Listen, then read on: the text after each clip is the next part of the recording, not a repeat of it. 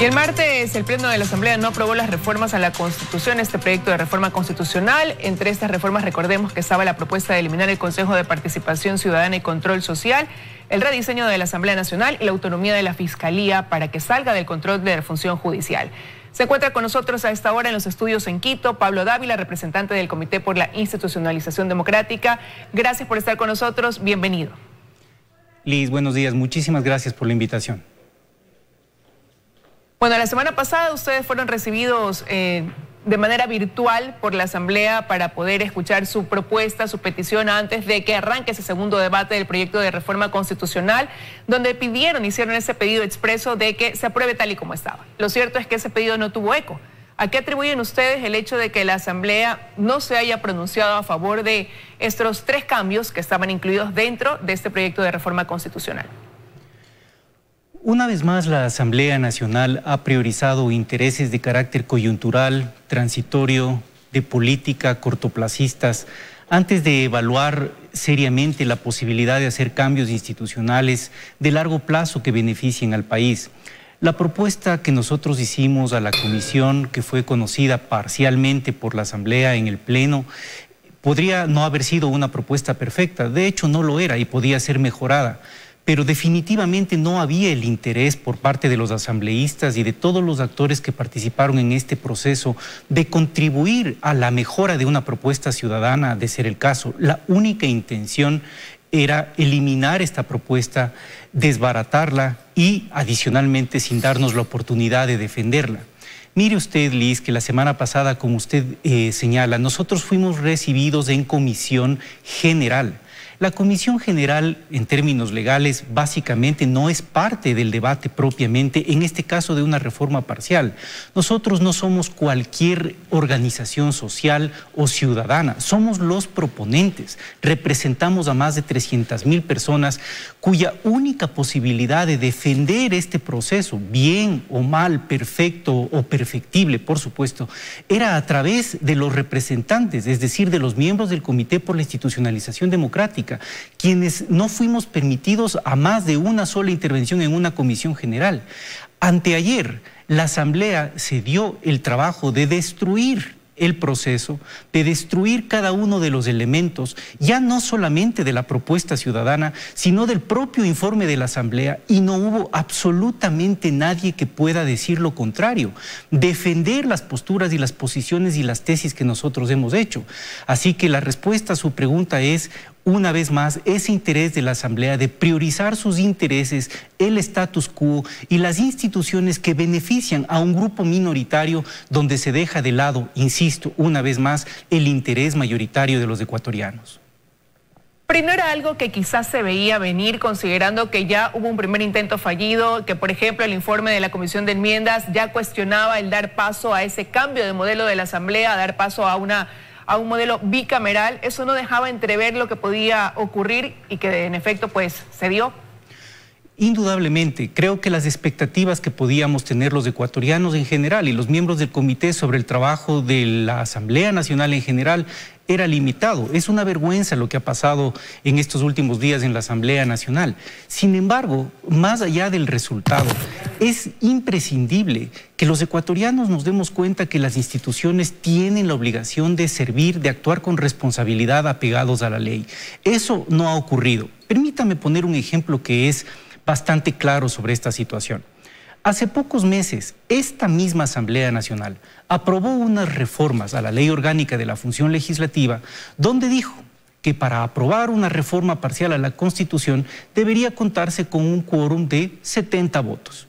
Pero esto se va a aplicar por disposición transitoria a partir del 24 de mayo de este año. Esa fue la resolución. Los mismos asambleístas que votaron en nuestro proceso votaron por esta propuesta diciendo que les parece pertinente que 70 asambleístas sean los que deban decidir finalmente qué pasa respecto de una reforma parcial.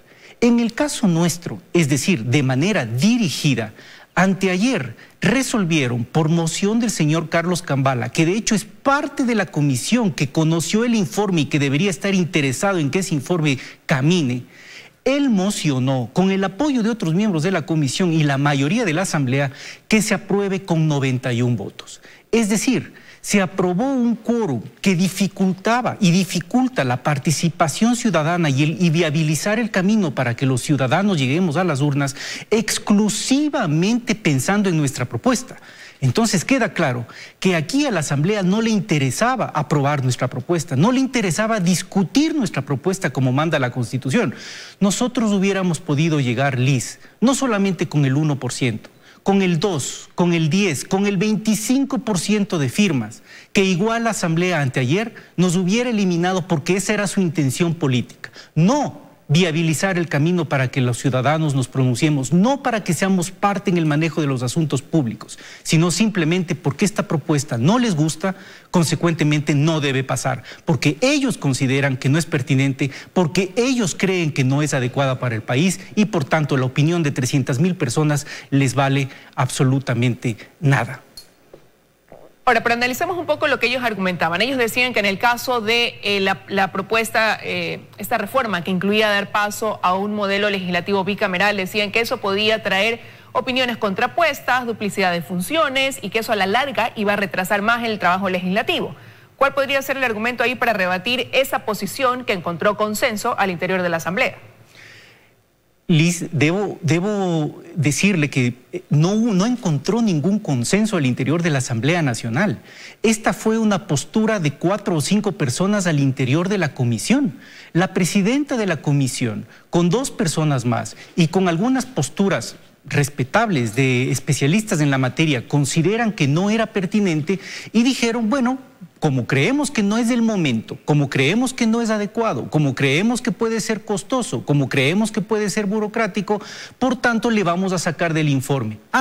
Eso sí, el Pleno de la Asamblea podría conocerlo porque no es vinculante el informe. Esa es la conclusión. Así que, Liz, el Pleno nunca trató este tema. No lo discutió. La comisión básicamente violentó el procedimiento constitucional. Así que aquí no hay un consenso de ninguna naturaleza.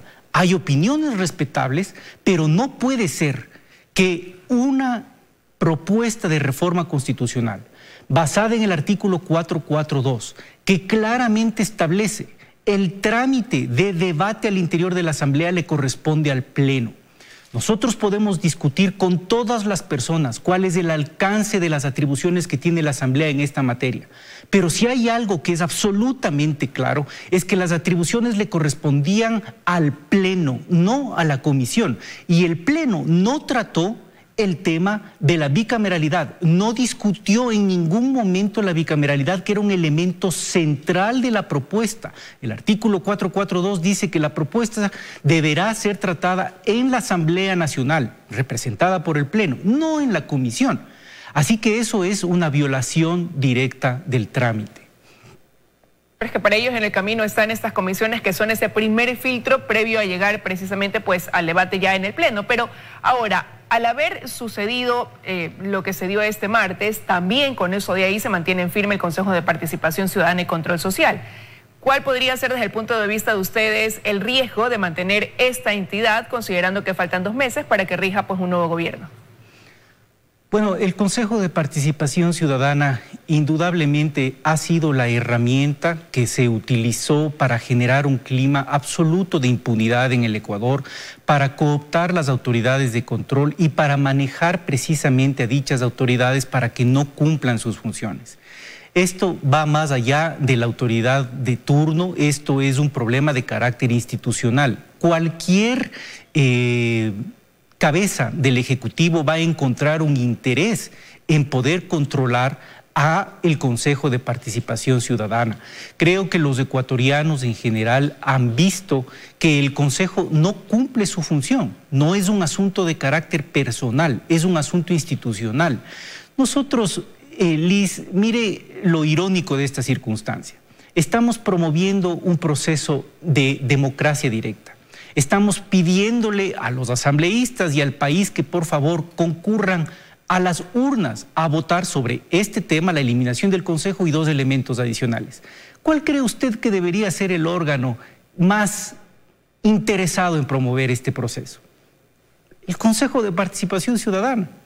Pero si usted mira, el órgano más feliz de que nosotros hayamos fracasado en la Asamblea Nacional por disposición y voluntad política de los asambleístas, no por mérito jurídico, es el Consejo de Participación Ciudadana.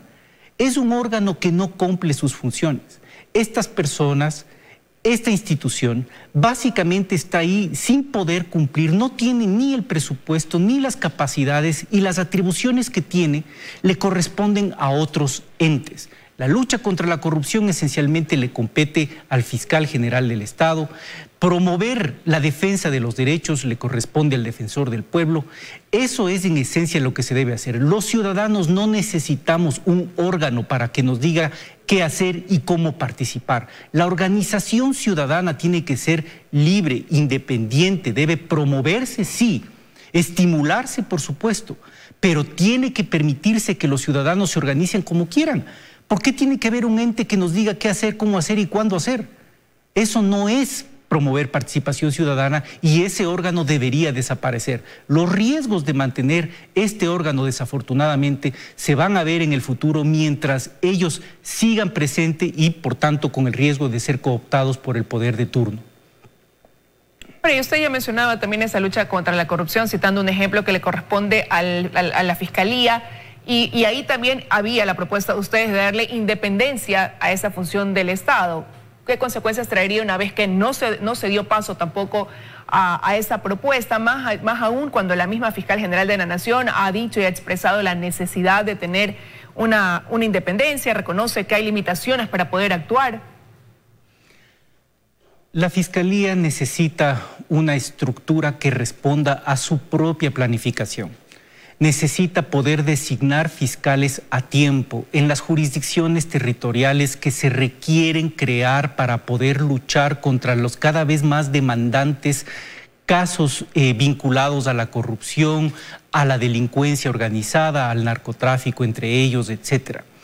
Esto tiene que hacerse con una total autonomía e independencia. No puede ser que el trabajo de la Fiscalía en términos de organización administrativa, de planificación presupuestaria, tenga que pasar por el Consejo de la Judicatura, que finalmente es un órgano integrado políticamente y toma sus decisiones políticamente.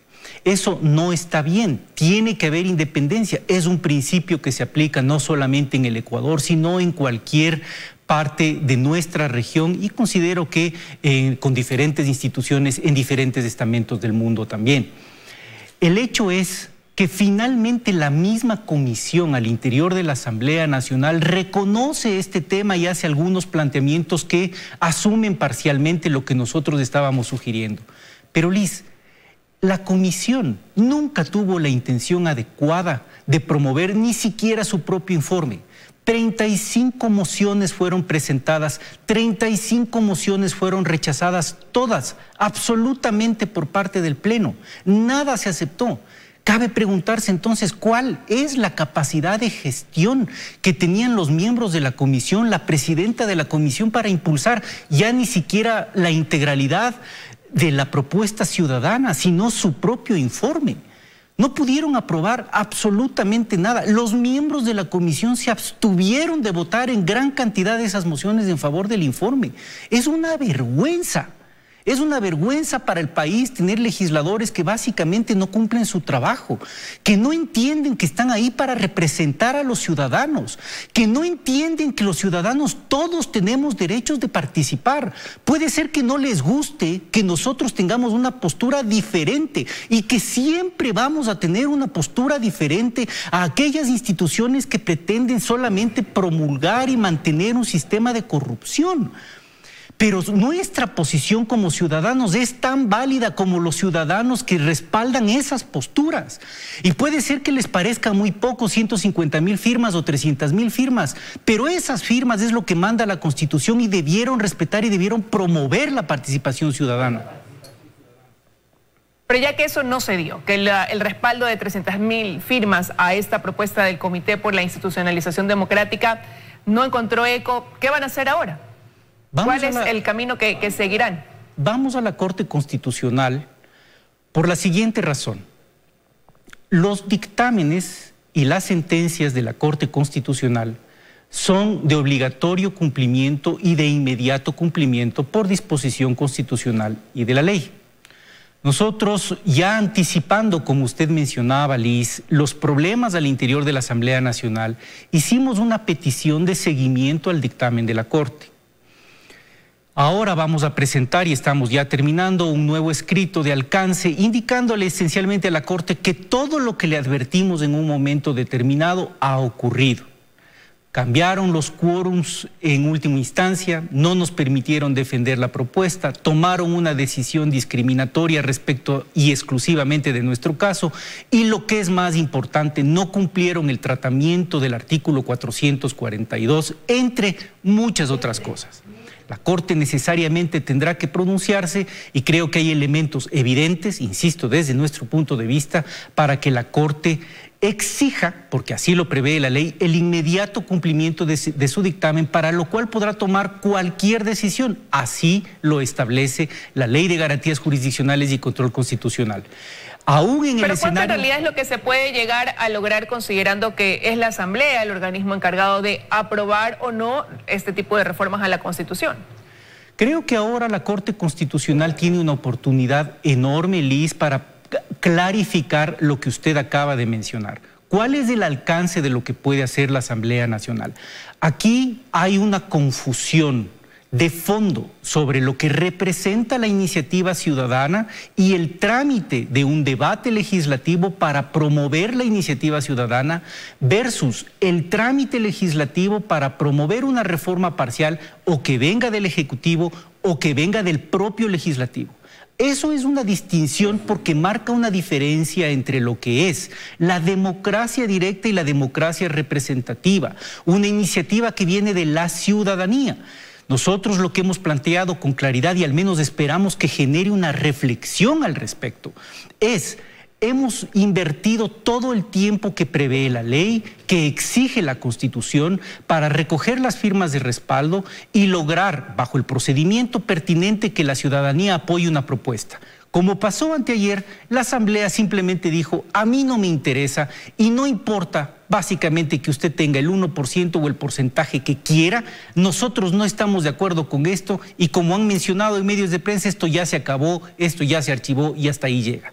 Nosotros no estamos de acuerdo. La Corte Constitucional tendrá que pronunciarse sobre si hubo o no un cumplimiento del procedimiento 442, que fue precisamente dictaminado por la Corte como la vía para reformar parcialmente, y tomar la decisión que estime pertinente para resarcir el daño que se ha causado a todos aquellos que queremos participar y no nos permiten. Y la única vía para mí es ordenar que se rectifique la violación de procedimiento o básicamente que se convoque al referéndum. Estaremos pendientes. Quiero agradecerle que nos haya acompañado esta mañana en los desayunos de 24 horas. Gracias a usted, Liz.